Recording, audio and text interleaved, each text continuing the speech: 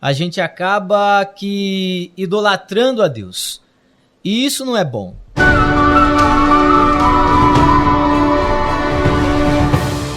Mas tem uma pergunta que eu queria fazer para o senhor, e eu acredito que as pessoas que estão nos assistindo, eles também têm essa preocupação, ou então essa dúvida, né? De por que está interligado essas duas coisas, entre orar, né, e santificar pela oração e pela palavra. Não poderia ser só um ou outro, porque a nossa carne, né, pastor? Vamos encontrar essa dificuldade, mas há uma saída. Porque se o Pai está pedindo que a santificação venha pela palavra e pela oração, é porque essas coisas, elas de fato têm que andar junto. E aí eu queria que o senhor falasse um pouco sobre isso, sobre esse desafio também que as pessoas vão encontrar dentro da nossa humanidade e como que a gente pode fazer para entender que não dá para ser só um, né? Sim. Para isso eu cito uma história que certa vez perguntaram a um pastor. Pastor, qual é mais importante? A palavra ou a oração? Aí o pastor responde a pergunta dizendo: qual asa é mais importante para um pássaro? A asa da direita ou a asa da esquerda? E aí a pessoa que fez a pergunta pensou, né, e falou: não, mas as duas são importantes. Exatamente, o pastor disse, porque não dá para o pássaro voar apenas com uma asa.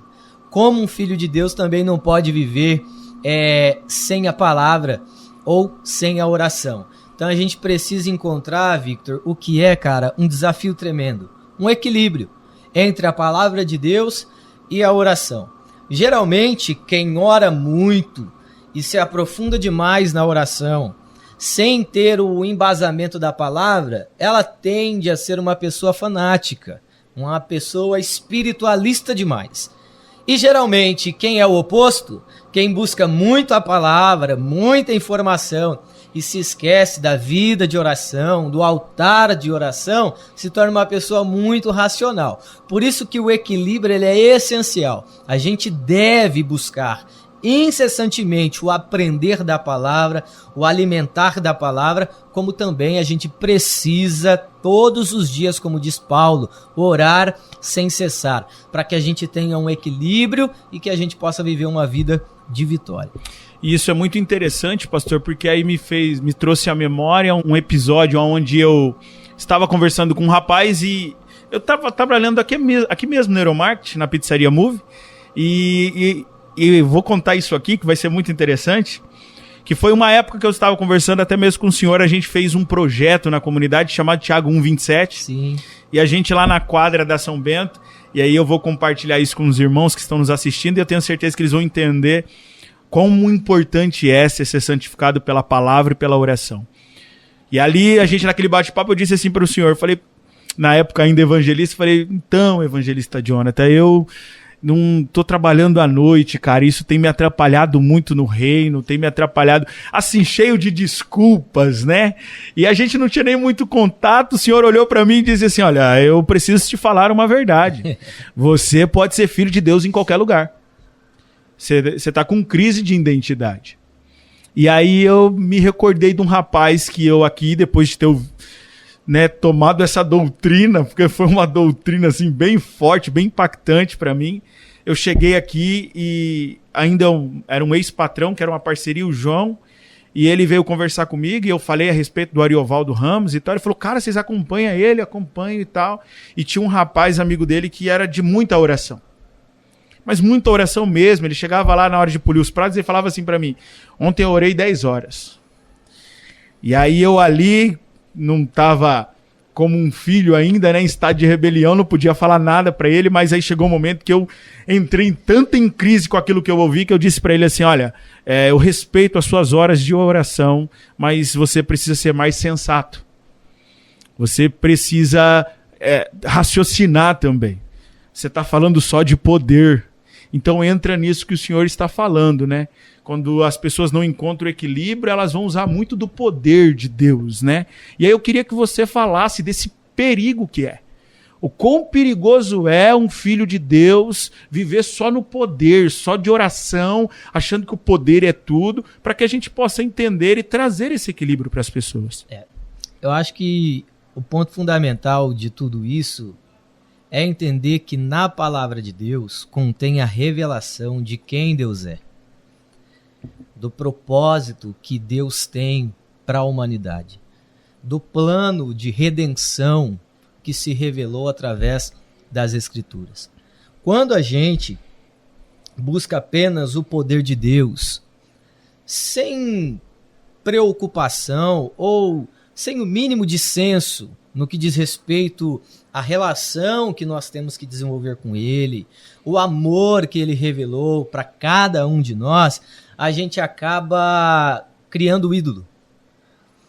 A gente acaba idolatrando a Deus. E isso não é bom, porque Deus não quer ser idolatrado. Deus não precisa de idólatras. Deus, ele desde o princípio de tudo revelou que ele quer viver em família, cara.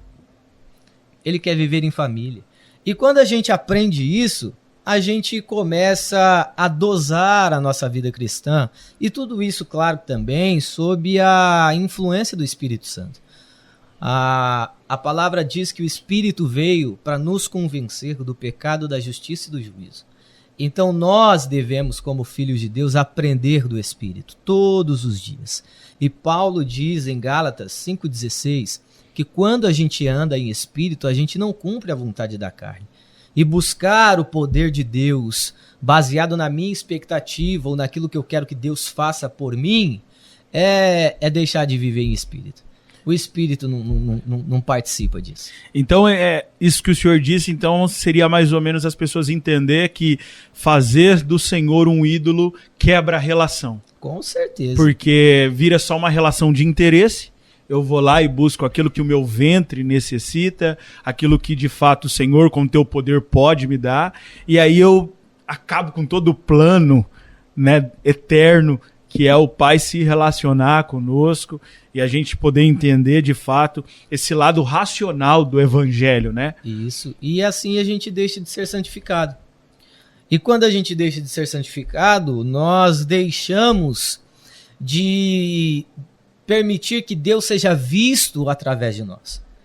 Porque Uau. Hebreus vai dizer que nós devemos nos esforçar para manter o vínculo da paz na santidade, porque sem santidade ninguém verá Deus. E quantas vezes, ô evangelista Vitor, eu não li esse texto pensando que se eu não me santificar, que se eu não buscar a Deus, eu não ia ver Deus, cara. Eu não ia ir para o céu, eu não ia chegar ao céu, mas o texto não está querendo dizer isso. O texto está querendo dizer que quando a gente deixa de se santificar, Deus deixa de ser visto na vida da gente. Aí a gente começa a viver da maneira como a gente quer, resolver as coisas ao nosso jeito, à nossa maneira, e aí Deus não é visto mais em nós, cara. E o que Deus está fazendo através da santificação, da regeneração, é resgatar isso. Por isso que santificação não é uma construção. Santificação é um processo de desconstrução. É Deus desconstruindo em nós toda a construção do pecado. É Deus desbancando, desmanchando, quebrando, aniquilando toda essa estrutura diabólica que se instaurou em nós por causa do pecado.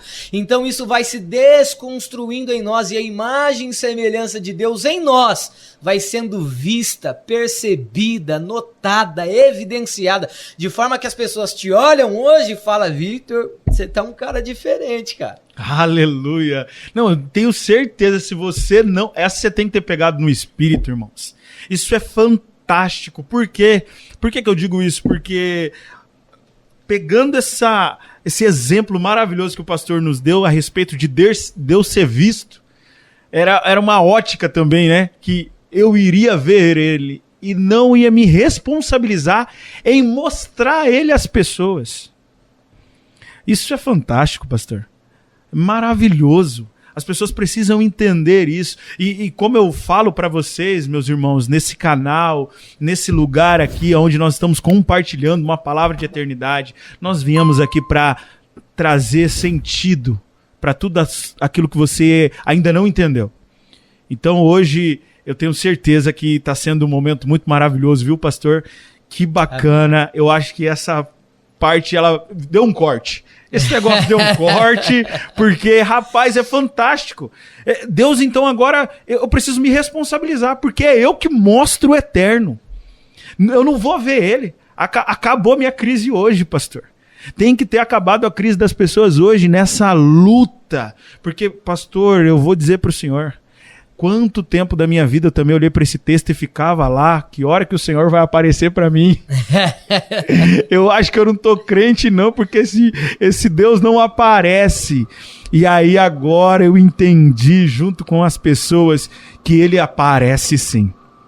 E ele aparece através das nossas vidas. E isso é fantástico. E aí a gente vai entendendo de fato mesmo o que é ser santificado, né, pastor? Exatamente. É você poder transmitir o eterno.